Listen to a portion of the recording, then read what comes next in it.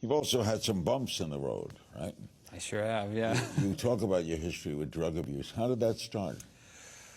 Well, you know, I didn't do anything in high school. I was one of those kids in high school who looked down on people who smoked pot or, you know, partied and even drank. What city? In Arkansas, Little Rock, you know, small town creek drinking, as they call it.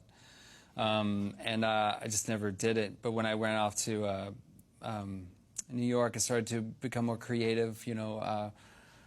I started to dabble. It really became a problem in 2006 is when it really started to take hold of me, and the drugs got harder, and I got deeper in it, and I started considering things like selling and DJing for a living instead of acting. How'd you get help?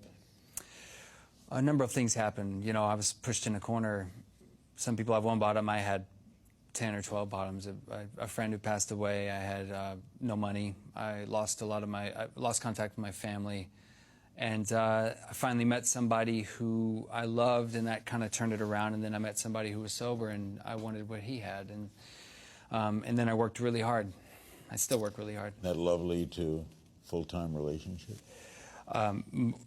With my wife now, yeah, we're married and 2 kids, and she's the love of my life. We're in a kind of heroin epidemic in America, huh? What do you make of that? That's a tough one. It's a scary drug because it takes a hold of you quick and it becomes your job, and it makes me sad to hear, you know, that because it's one that takes the life out of you. It's not.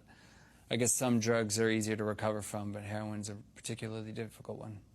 Zac Efron had some problems too, didn't he? I guess I didn't ever know of it personally, but I've heard, but I never saw him. But he went into rehab. Yeah, I guess he did. Yeah. You were friends with Heath Ledger? I was. Yeah, he was like a brother to me. We were close friends. We worked on Four Feathers together in 2000, and since then we had become very, very close, and we had good times and bad times. What a loss that was.